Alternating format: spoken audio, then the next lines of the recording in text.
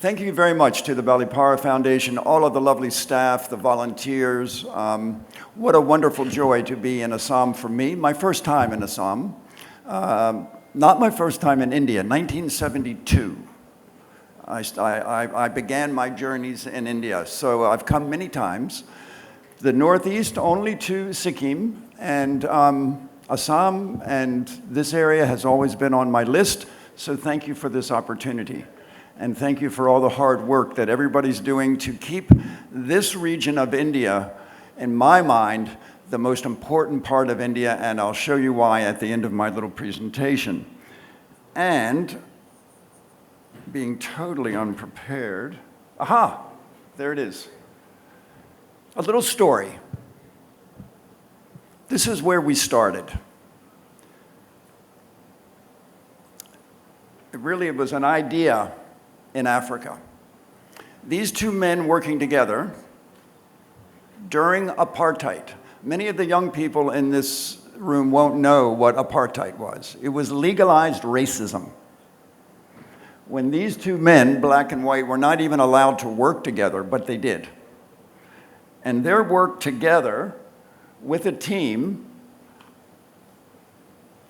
helped to save this very prehistoric mammal from extinction. That's the White Rhino. There was 800 left. These two men working white and black together when it was illegal to do so, the black man teaching the white man what to do. Okay? There were challenges every single day, but they overcame those challenges, saved this wonderful beast. There's now 25,000 in the world. They're under threat from poaching, but in 1959, when they began to work together, there was only 800. Okay? They overcame many, many challenges. But what did they learn in that process? They learned that the issue is not wildlife, the issue is people. So they left the wildlife field and began something called the Wilderness Leadership School, taking people in small groups, multiracial, multi-generational, multinational, into the wilderness and let the wilderness teach them how to live. And they emerge five days later, different people. So that's really what our work is based on. And out of it came the World Wilderness Congress of many projects that we do. This is our flagship. It's now the world's longest running public conservation organization. I'm not sure if that's coming from me or the remnants of my brain after the party last night. That's what it sounds like inside my head at the moment. Okay, thank you very much. This is our flagship project. It meets every 4 or 5 years. It's an effort to expand global community. It achieves results, it achieves very good conservation results, but at the center of it is one thing. It's not just about wild nature. Wild nature is important because it builds community. Communities prosper when wild nature is saved. That's the core concept that informs our work, gets me up every day, and drives me. I love wildlife. I love trees. But what I really love are communities that prosper because they're in relationship with nature. Because that's a wholeness that life has given us. So this is a little bit how it works. You can read it.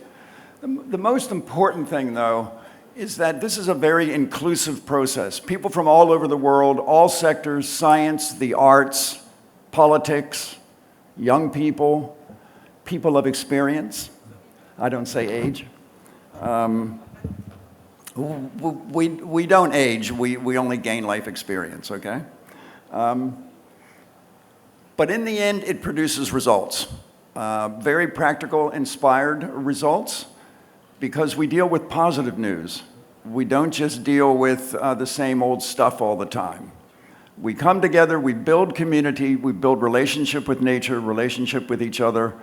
We have very targeted results here. We have Anish, we have Bitu. These are all some of our key partners in this country. And through this World Wilderness Congress, we deal with all the standard things, but you know what we add that most large global congresses don't? We add the importance of culture. Because it's our contention that without adding culture, then the rest of that, there's only 3 legs on the stool. We need that 4th leg for stability. And that stability is our culture. Culture informs us who we are, where we've come from, and it will sustain us where we're going. So we deal a lot with culture, combining it with the best science, the best policy, the best economics, much like the Balipara Foundation does as well. I think they have a tremendous combination of culture and economics. Okay, oh yeah. So this is where we are next year.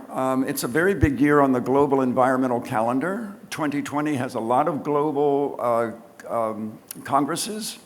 And what are we seeing now? The news just in the last couple of months shows us that the climate breakdown is accelerating at a rate that even the most pessimistic forecast 5 years ago told us it would. Okay? Same with species extinction. Okay, what a great time to be alive. This is not good news, but we are good people. We can do this, okay? What lies at the convergence of climate breakdown and biodiversity extinction? Wilderness. Letting nature, leaving nature alone, allowing it to conduct the processes that it does is the most cost-effective, you're talking about economics, the most cost-effective way to deal with climate change. Intact forest, wetlands, grasslands, pull down, hold, take care of more carbon and other greenhouse gases than anything else. Land conversion is the fastest way to increase climate change. All the facts are there. I'm not going to deal with them very much now, but we're at a historic moment. So let's turn the bad news into great opportunity, because there's no way else that we can do this except claim the times we live in. Seize the day, carpe diem, that's us now. We're here for a reason, okay?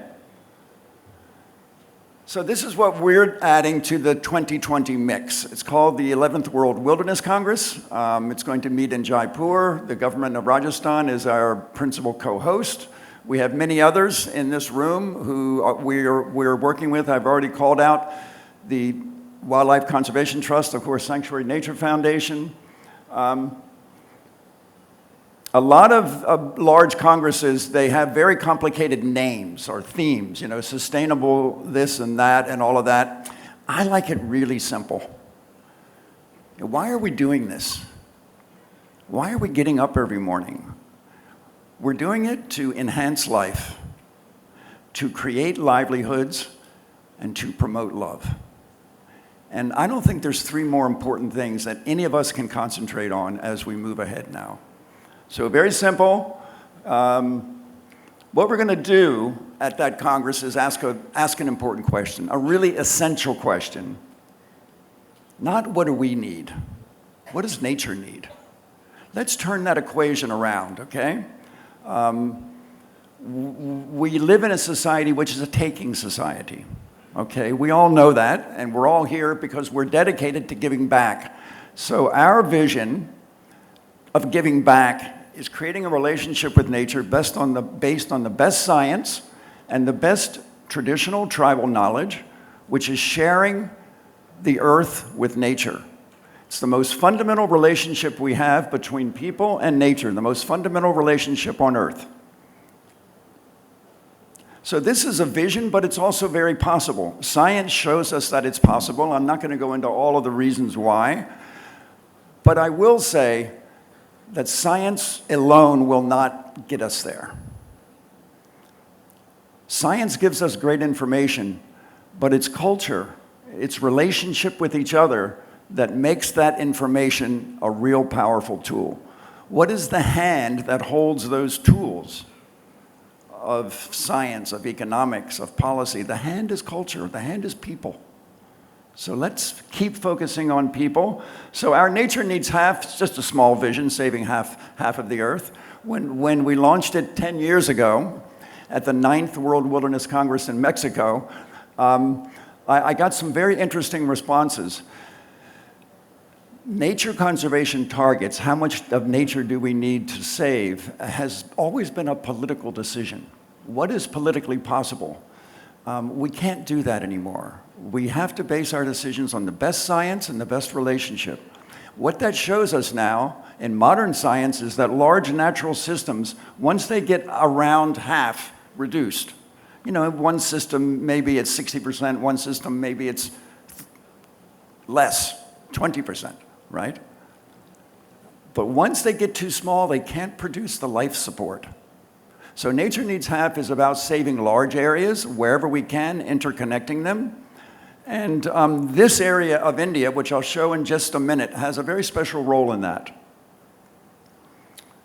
I think, there we go.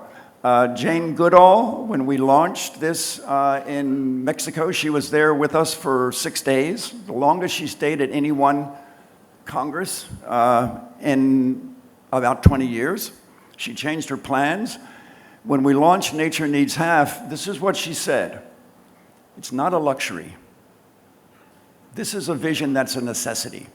I just saw Jane last week in San Francisco, and she said, how's Nature Needs Half going?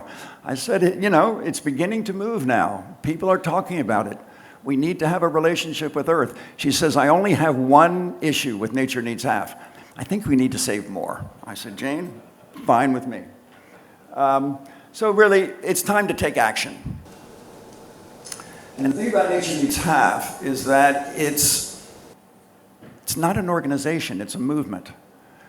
An organization, a company, a government will not get us out of the hole that we've dug for ourselves, okay? Only a movement. What did Gandhiji do? He didn't start an organization. He created a movement. What came out of it? What came out of it is why we're sitting here today, which is one of the largest, most outrageous, fantastic democracies in the world. It's fabulous. When you figure out how to work it, let me know, because I've been coming here for a long time and I'm still trying to figure it out, but I love it, okay? Very quickly, Nature Needs Half is a network, it's a movement, it's not an organization. More information, natureneedshalf.org, it's online. I'm going to end with a couple of sort of technical slides. I know you're not supposed to do that, but I break rules all the time. This is from our science team. It shows you we have the Earth mapped out in where the protected areas are, what areas are pretty hammered already, what areas aren't. So there's lots of different scales and of ways to look at where do we save, where do we start working. Well, my contention is we're here. This is one of the best places to start working because Northeast India is really at almost a Nature Needs Half status already.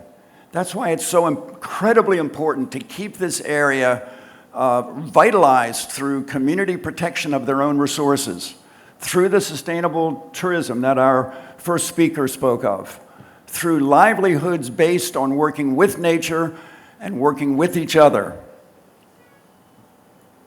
This is what we need. This is what this region has, and I want to thank you for everything you do for this, your home, because you are a leader in the world, and I just ask you to stay that way, because you're an inspiration to me. Thank you.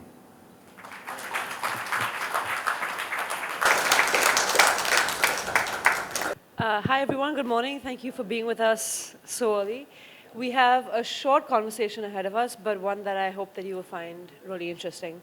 What we're focusing on today is how wilderness can be a solution to some of the problems that we're seeing, and how we can keep communities at the heart of that solution and really make it community-led. So to start with, Vance, you touched upon this already. Intact, functional nature is the solution for three of the world's most pressing problems. So climate change, biodiversity loss, and sustainable food production, which is why I think the popularity of the concept of rewilding has been growing steadily. So Bitu, if you could start and tell us a little bit about what rewilding is, what makes it a good solution for the Eastern Himalayas specifically? Well, rewilding is just going back home, essentially. I mean, the Indian subcontinent, for instance, everything was wild. You were a wild animal when your mom gave birth to you, all of us. And we've been so distanced that we now believe that we have become the gods that we've invented. And we believe that we can manage the biosphere, something that has taken 5 billion years to actually evolve. Now we've gone over the top. We've got to a stage where we are now unable to manage the simplest of things. Why was India, Vance, such an advanced thinking nation? Because if I took 100 seeds and threw them like that, 40 or 50 might sprout. That was the fertility of the soil, that was the rain, that was our climate. Unlike, let's say, somebody who's living in the Nordic regions where they had to go out for 7 days, 10 days, maybe kill a walrus, come back, while everything, the rest of the family got together. They had no time to think. We didn't just invent the zero out of nothing. We had time. And now we're squandering that time because all that we are doing now is somehow managing to get to where the people who never had time were 2,000, 3,000, 4,000 years ago. If we make survival and our battle against nature the primary purpose of development, then 1.3 billion people will have nowhere to go, and Vance said it right. The only way, I'm making a very extreme, clear statement, the only way we will survive climate change and the impacts that we have made is if we bring the infrastructures that we now call ecosystems back to life. These are not just forests, these are deserts as well. I don't want the damn desert to be greened. The desert should stay a desert. That's where our food security lies tomorrow. When there's a drought here, we'll be able to get some food from the plant life there. So let's put it like this. We have a solution, Vance. We're going to be presenting this at the Wilderness Congress, Wild 11. I hope that all of you guys are there. It's as simple as this. I'll give it a one line and then I'll ask you to go to Vance. Look, we have a problem. There's no water left in India. There is no water left in India. If a politician wants money from the industrialist, he's going to steal water from a farmer. If he wants votes from a farmer, he's going to steal money from an industrialist, and being in quotes. We have 3,000 large dams. India is one of the world's largest large dam builders. But all the dams are dying early. They're not performing what they said as cost-benefit ratios. But Vance has come here this morning and given us a solution. It's a nature-based solution. It says nature needs half. Why would I not start with the catchments of these dams? And why would I not use the most valuable asset that we have, which is our own people, to bring those catchments back? If there is a touch of humility that I'd like to inject into this whole thing, it is this, that all we can do really is to give nature half a chance so that the real original gardeners of Eden, butterflies, birds, ants, bees, beetles, elephants, tigers, you name it, they bring the sponge back, the rain will fall, it gets soaked, it goes into the aquifers, the river flows for 12 months while the rain comes for 4 months. Now this may seem like, oh yeah, this, everybody knows this, but I can assure you our country doesn't know this. At this moment we are building huge amounts of dams under the glaciers which have already melted. The river run flow data is changed, but we are basing our entire cost-benefit ratios, Vance, on something that was 30 years ago, 20 years ago in terms of information, but the solution is easy.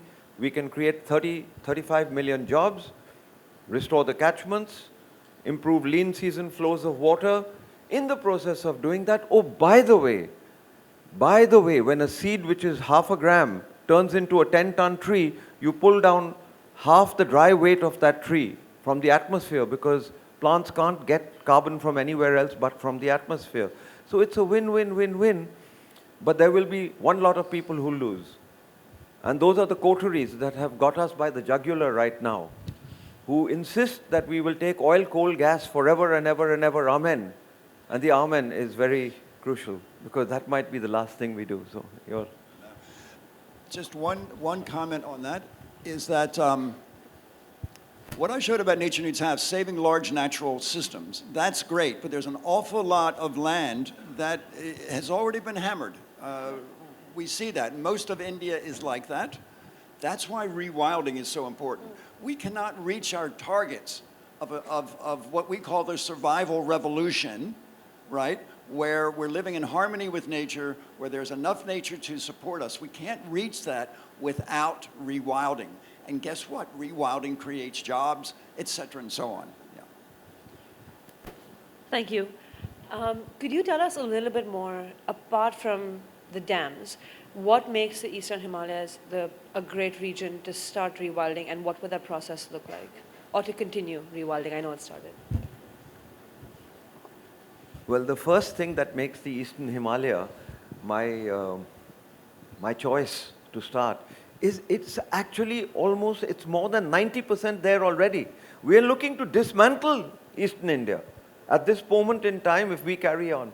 I believe that bringing it back to health will take no more than 5 to 7 years of correct actions. We've got the germplasm, we've got the vast forests, we've got communities that are in control of their forests, we've got their heritage that was there which made them live with nature. We've got all the things that I don't have in Bombay. And why should the Eastern Himalaya not set an example for the rest of the country? Yes, we have it in Rajasthan as well. You have the Bishnois who know how to live with deserts. It's about time that we learned that it's possible for us to do this. And I think that, Ranjit, between the Balipara Foundation and the Eastern Himalayan Naturenomics Forum, you're showing something very clear. You're demonstrating it. You've been doing it for 20 years now. These are not impediments to development. What we're losing right now in terms of forests, in terms of wetlands, in terms of Kaziranga, in terms of places like this, these are infrastructures. The way the rain falls, it's held over here. Look at just one thing, Ranjit. You showed this to me while we were sitting on the banks of the Brahmaputra. When the Brahmaputra breaks its bank, it goes into the depressions. The fingerlings, the fish, they go into those depressions and they stay there. When the Brahmaputra restores itself back to its banks, those fish are sitting eating rhino shit and elephant shit. And from this size, they become this size. Then they're eaten all the way to Bangladesh. This is a food factory. This is a climate control device. This is where our cultures were born, our history, our geography, everything. All this created our religions, our music, our art, our dance, our happiness. And I don't see any reason why the Eastern Himalaya shouldn't be the one place that tells not just India but the rest of the world, this is how you should live. And how can we do that? How can we continue this process and build on this process of rewilding while making it both community-led and keeping the communities that are most affected by it at the heart of the movement? Very simple and very hard. Put our leaders to task. What does this lovely young girl, Greta Thunberg, say? Our leaders have failed us. Well, we put the leaders there, okay? So we need to use the political process, number one, to our advantage. Number two is that we need to keep creating a movement that gives the political leaders the excuse, the cover, the information that they need. They will not stick their necks out. Politicians don't do that. But if we give them the reason for doing it, and there's no better reason than keeping this lovely region of the Eastern Himalaya, keeping it intact, keeping the communities on the land, giving the jobs that Balipara is showing linked to nature, what we call nature-based solutions. The answer is here, in my mind, better than it is anywhere else in the world. So number one, keep it. There are plans afoot for this region of India that none of us want to see happen. The plans we want to see happen are what Balipara is doing, the communities are doing. Encourage that, support it, and give our political leaders the information they need, and if they don't do the job, let's put people in there that will do the job. Thank you. Do you want to add something to that? Would you like to add something? Actually, there's nothing that we can truly add that everybody doesn't understand, but I see some young people there. Could you just stand up? Who's you? Stand up. I want to see you guys. Stand up. I want to extend to you an apology. I am so sorry that my generation, which was gifted freedom, has not looked after your earth as well as it should. Having said sorry for that, what I want to tell you is that you have the most wonderful life ahead of you, because you heard what Vance said, nature repairs itself, nature can fix everything just like a cut on your hand. You will be living every second birthday of yours, celebrating not just your birthdays, but celebrating the return of life to this subcontinent. The forests that have been destroyed, the rivers that have been dirtied, the turtles will clean it, the crocs will clean it, the butterflies will come and plant. You've got a wonderful future ahead of you, and some of us in this room, all of us in this room for sure, are going to make sure that these kids have a very, very, very good life. So an apology and a promise, you're going to have a wonderful life. And nature needs half is not that nature needs half. We need nature to need half so we can be happy, right? Right? There you go. Thank you, Bittu. That was actually going to be my next. I was going to say, if we had a message for the youth sitting in the room, what would it be? I think we only have a couple of minutes left, and I wanted to see if anybody in the audience has any questions that they would like to ask. So if anyone has questions, please, we have 2 minutes, so we should be able to take one or two. There we go. A question to actually all of you and possibly somebody in the audience is that I think everybody knows what you're saying or evangelizing is good, but somehow if you make all these kids and ask them to answer what's their future dream job, I don't think anybody will say it's a forester. I don't think anybody will say it's to build the community or Eastern Himalayas. It'll be to be an IT technologist, lesser so as a doctor and IAS officer today. But the reality is that unless you make this as part of the dream job, nobody will. In fact, in the US, also they did a survey to find out that the people passing out of the best institutes were not attracted to the entire thing called nature capital or nature. I would love to answer that. Yeah. Because it's not about people working full-time with nature. I have people coming into my office every single day, students. I want a life like yours. I say, no, you don't. Believe me, you don't. The only way, the best way that nature conservation works is through volunteerism and through people saying it's important in addition to their job. I completely agree with you that full-time work in nature is not what a lot of people want to do, and that to me is good, because I have seen all over the world that real results, big results from nature conservation do not come from people like me. They come from the young people, from lawyers, from doctors who volunteer their time. That's the power of a movement. No, thank you. Let me just actually pull it a little further. You see, we basically were trying to spin it differently and say, suppose the largest natural asset and largest natural capital base in the Eastern Himalayas, I can't speak of the rest, from snow line to sea line, rests in nature. If we talk about the treasury of the state bank or any other bank, you'll get many applicants, but you'll not get for the treasury of our life. I think maybe we're not communicating and not being able to put the blocks together in the value chain. You were not here when I spoke yesterday, so I covered a lot of this. I'm just trying to bring you once into the area of what I was trying to say. In fact, the head of the forest was here, and I said, actually you and the rest of the forest department should be paid what all other departments actually are getting, because they are actually managing the national and natural treasury of this country. So we're not making it that attractive. I'll give you another example. The tea companies are actually closest to green. You can have a lot of criticism on it. The reality, however, and because it's linked with slave labor, there's a whole value chain on that which needs to be deconstructed, which will happen in time. I believe that even that, you'll not get the best people. And if anybody comes, they come for a job. They don't come because they love green or the birds or the elephants.